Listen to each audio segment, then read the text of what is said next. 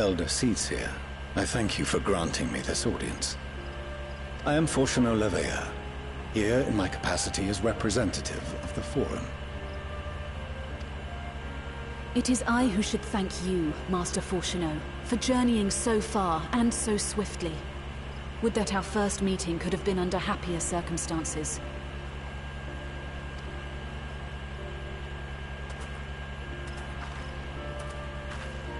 It has been too long, Father. You look well. As do you both. Ameliance will be glad to hear that you are taking care of yourselves. How is Mother? She misses you terribly, of course, but is otherwise a picture of health.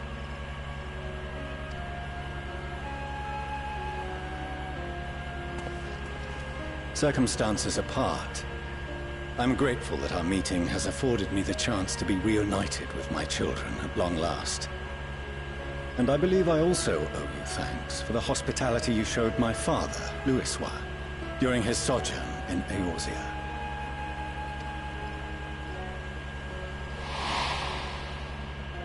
All thanks we owe to him.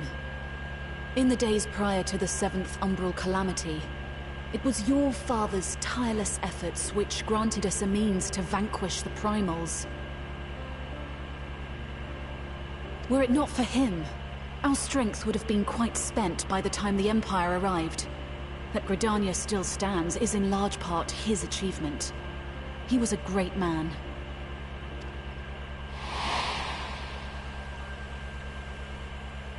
He would doubtless have been moved to hear you say so. I must confess, however, that I opposed his decision to intervene. And my position remains unchanged.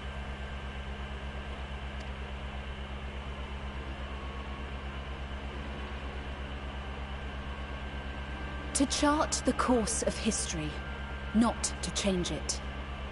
I am familiar with the Sharlayan stance.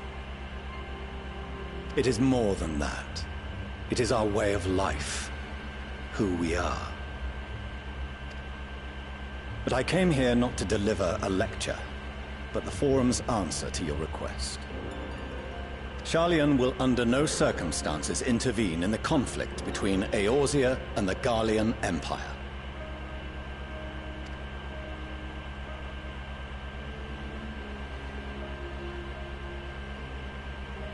May I ask for what reason the Forum has come to this decision?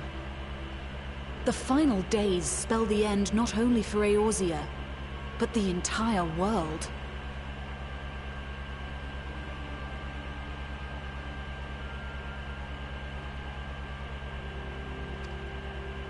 The final days? Pray spare me your hyperbole. This conflict is no more than the latest in a series of petty squabbles between yourselves and Garlemald, one in which Sharlayan will take no part. If the final days were truly upon us, we would know. Father, you must ask the Forum to... You may feel safe on your little island across the waves. But if you imagine that Telophoroi will leave you be, you are mistaken. They mean to kill us all, themselves included. Alphino is right. We have seen what the enemy is capable of, the lengths to which they'll go. This is no time to turn a blind eye. If Eorzea falls, so too will Sharlayan.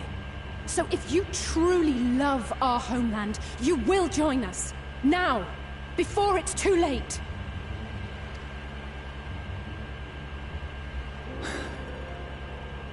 I thought you knew better than to raise your voice to your elders.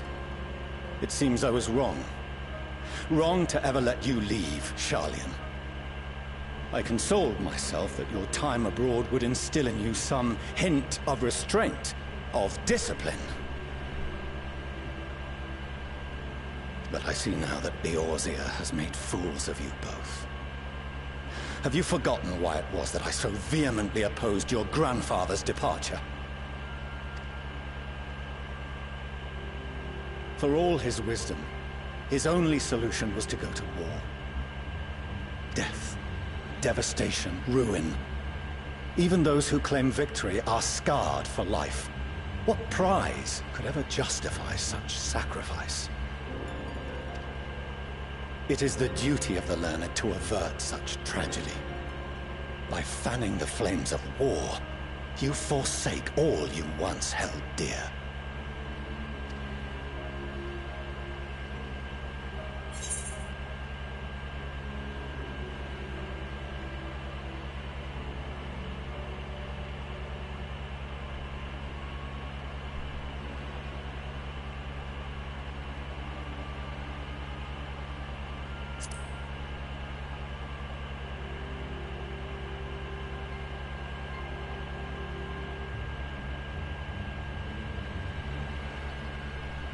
I see your friend shares your misguided ideals. But unlike him, you should know better. By espousing such barbaric notions, you subvert the teachings of Sharlayan and place all we have worked for in jeopardy.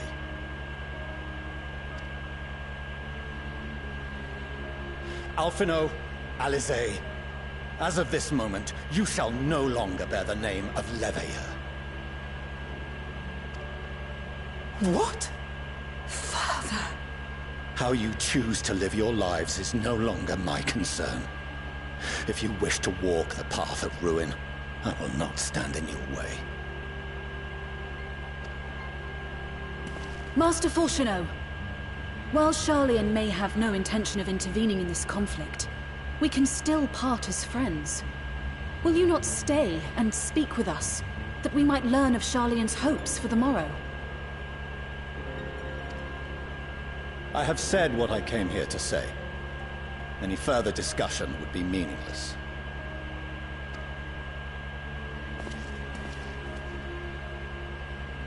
Father! Wait! Don't bother, Alizé! How can you stand there and watch him walk away? How can you let this happen?